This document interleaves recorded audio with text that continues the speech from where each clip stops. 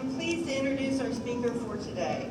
Michael Prince, who graduated at the top of his class in 1993 while majoring in accounting at East Central University, is a global retail executive who has worked in senior leadership positions with some of the most iconic sports and fashion brands in the world, including Nike, Cole Haan, Converse, Hurley, Umbro, and Guess. He is also a strategic advisor working across multiple industries, partnering with family offices and Native American tribes on potential marketplace investment opportunities. Mr. Prince started his professional career in Oklahoma with his first job at Price Waterhouse, where he earned his CPA. He later worked for two of Oklahoma's most prestigious companies, Devon Energy and Bank First. He most recently served as the president and board member of Cole Haan, the global fashion brand. And we understand he's about to start on a new endeavor with a major sports industry. More information to come. While president of Cole Haan, he provided executive leadership over commercial, operational, and financial aspects of the business, including the company's 300 global retail stores, digital commerce, and extensive international and licensing businesses, as well as new product categories. Mr. Prince has both public and private company executive and board experience and has worked closely with Wall Street and private equity communities. His accomplishments as an executive have ranged from overseeing a $4 billion portfolio of brands for Nike to expanding Cole Haan's billion-dollar global retail and digital footprint internationally. He has also worked with sports icons such as Dwayne Wade, formerly of the Miami Heat and now of the Chicago Bulls, as well as global collaborations with American Airlines. He earned his MBA from Duke University's Fuqua School of Business and currently serves on its board. He was raised in the local Ada area, where he graduated from Latta High School, and he is a member of the Choctaw Nation of Oklahoma. He is a donor to East Central University, Duke University, and the Choctaw Nation. Finally, he has been a featured speaker at numerous collegiate events for Duke, the University of Arkansas, and East Central University, discussing many topics such as global branding, international business, and entrepreneurship. He is an advisory board member and investor of the Toronto International Fashion Week. Mr. Prince is also a member of New York Metro's Young Presidents Association and was honored in 2016 with a State of Creativity Award by Oklahoma Governor Mary Fallin. He and his wife Amanda reside in West Palm Beach, Florida, and he has two sons, Coleman and Benjamin. Mr. Prince, I'm pleased to have you with us today to present the commencement address. Your presence here is a great honor for us and the graduates.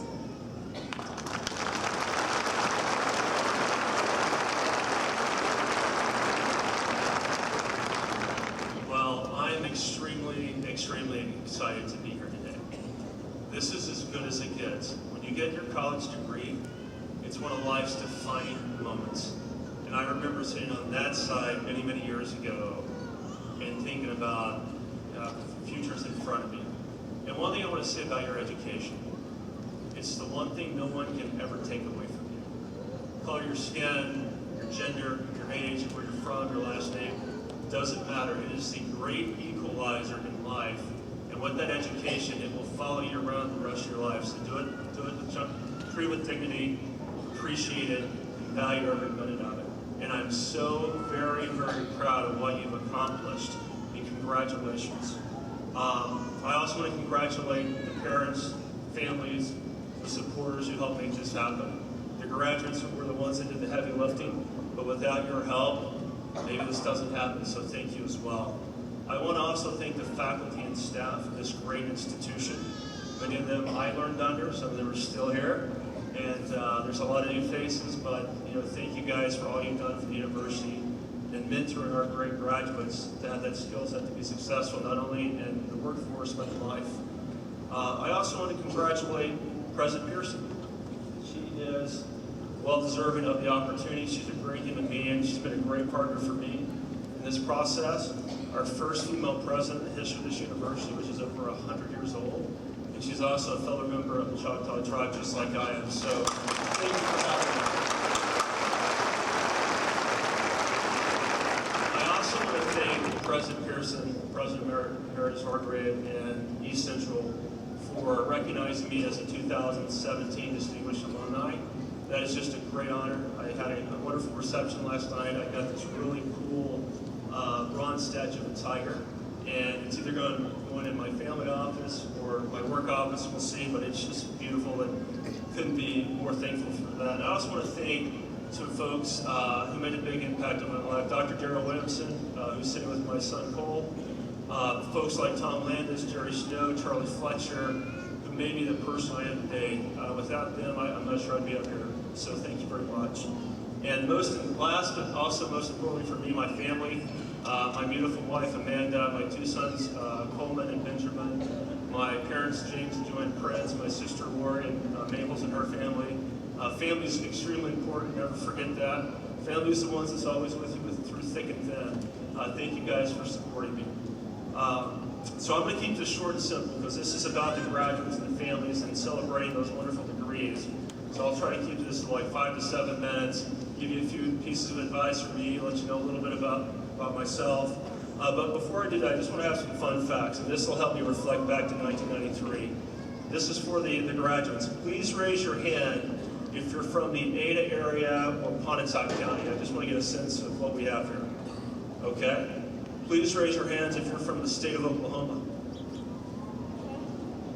Please raise your hands if you're from outside the state of Oklahoma. Please raise your hands if you're from outside the United States, if you're an international student.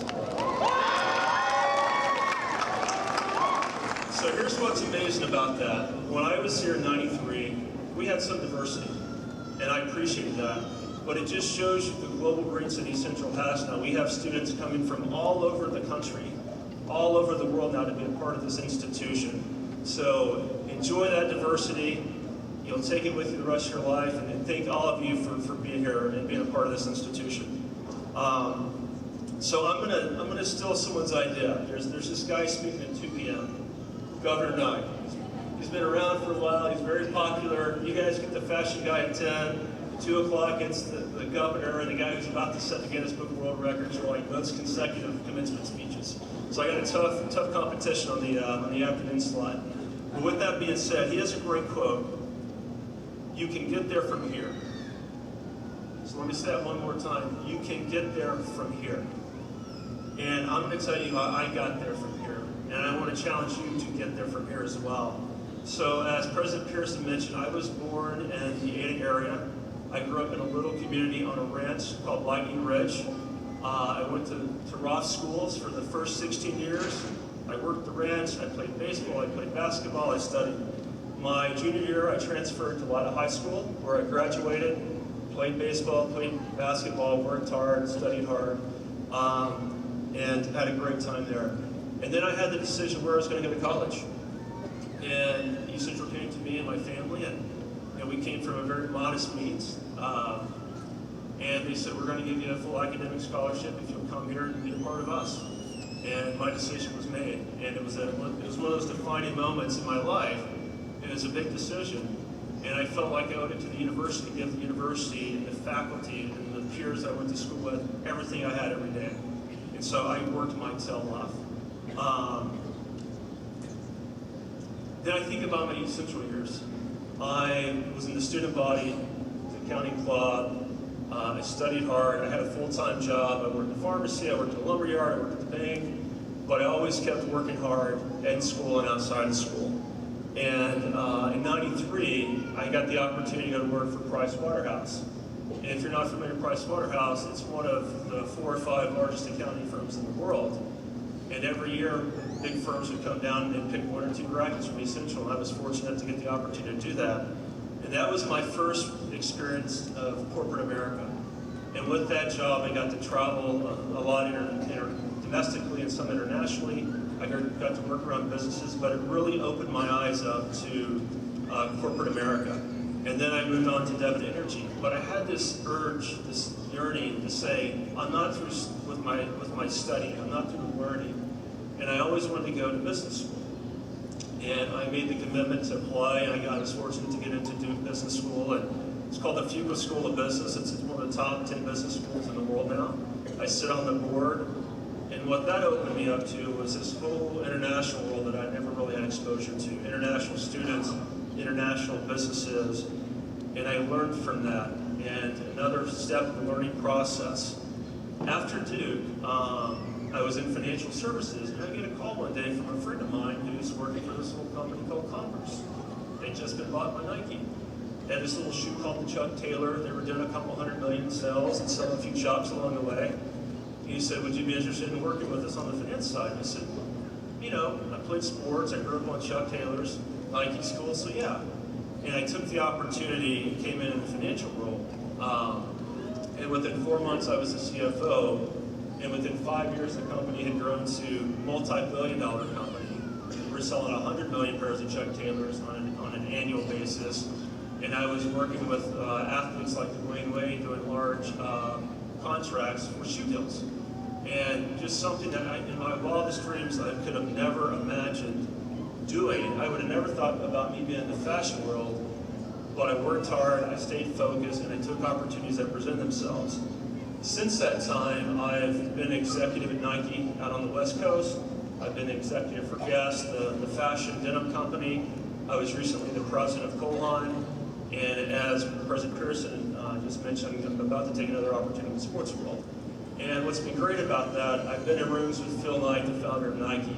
I've worked with Dwayne Wade, and he's yelled at me and I've yelled at him about his contract. And you know, it's just exposed me to so much. And the point of the story is, I got there from here, so can you.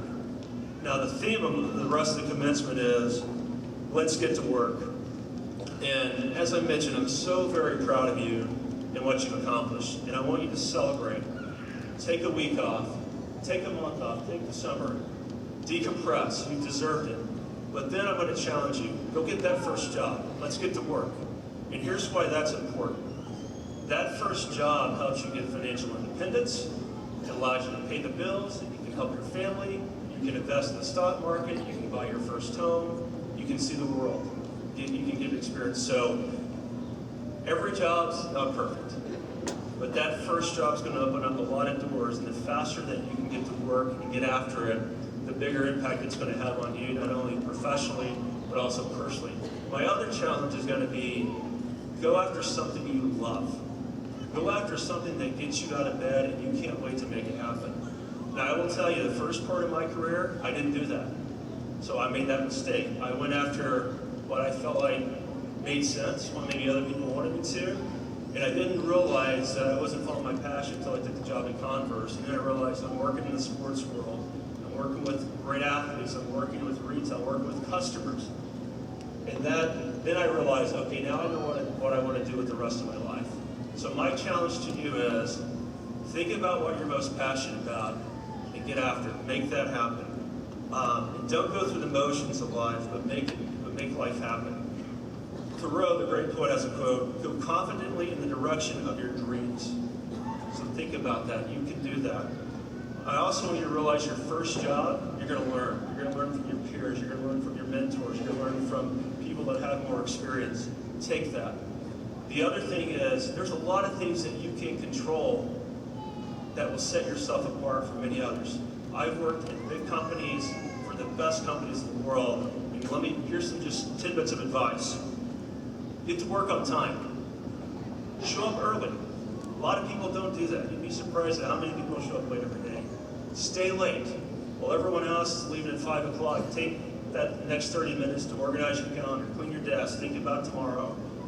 You can control being on time and working hard. You can give every day 100%. I know you can get out of bed some days and you're just not feeling it, but every day give it your best to try to give 100%. Steve Prefontaine, one of the great Olympic athletes that Nike has all over their campus, says, to do anything less than your best is to sacrifice the gift. And what he's saying is that you've been given a gift. you've got your health, you've got your degree.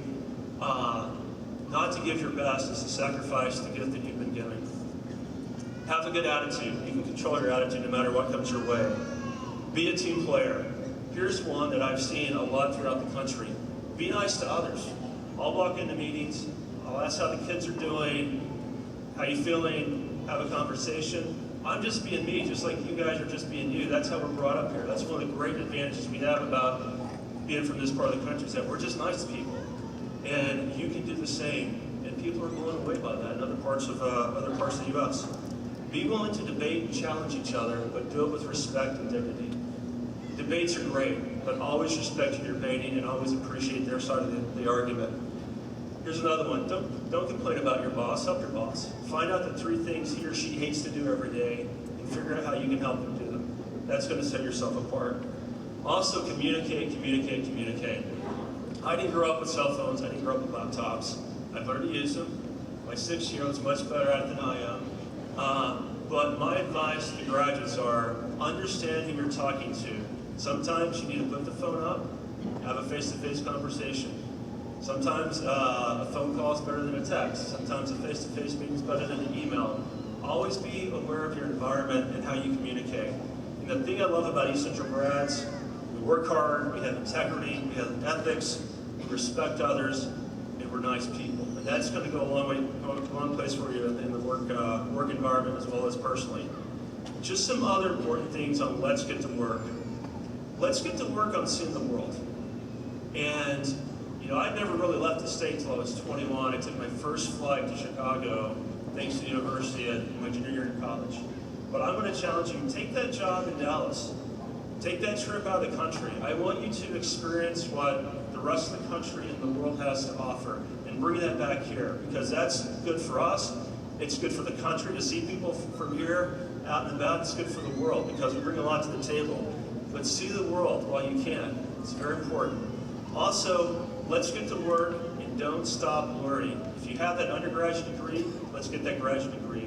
If you've got a master's in the county, go get your PhD. If you don't want another degree but you're interested in Spanish, take a Spanish class, but you can never stop learning. If you're scared of technology, learn technology. As you get older in life, the great thing about having your mind and the ability to learn is that there's all kinds of opportunities for education at any age. Technology. I mentioned this, communicate. Technology is an amazing thing. It's a great advantage that you guys have as graduates that I didn't have and a lot of us didn't have. Billion-dollar companies are being launched from small towns all over the country. Snapchat's a $30 billion company. Amazon's taking over the world. Facebook has 2 billion users. And these are people that started ideas out of a garage through technology, so that's a great advantage. Like I said, the thing you have to be thoughtful of, though, is understand your surroundings and also protect your brand. And what I mean by that is that you spent the last 22, 23, 24 years of your life building your brand. It's your brand, you got a degree, you're proud of it. One mistake on social media, one email you shouldn't send out, you can throw all that down the tubes in a matter of minutes. So just always be thoughtful of that. And that's a new dynamic that I didn't have to deal with when I was in college, but have to deal with now. And just keep that in the back of your mind. I also want to say, let's get to work on being proud to be an American and living in America. I'm okay. Thank you. I have differences of opinion every day, but I always try to respect the other side's point of view. I may not agree with it, but I treat the other side with respect and dignity. And what I love about where we're from is that we do that here. A lot of places have lost that. I'll be honest, I've seen a lot of parts of the country where it's extremely divisive and challenging. And I want East Central and the people from Oklahoma, southeastern Oklahoma, to be a beacon of light to say, I may not agree with you, I may have a great debate with you, but I'm always going to respect, and I'll do my best to understand your argument and your side of the opinion. But there are millions of people that would love to live in this country, either as citizens or with green cards or visas that don't get the opportunity. I'm so proud to live here, and I also think about the men and women who made the ultimate sacrifice that allow me to get up here and speak, and allow the family members to be in the stands, and the graduates of the first degrees. God bless America. The last thing I want to guys with, and this is a challenge, again, is I want you to give back. And I remember in college, I didn't have any money. I was broke.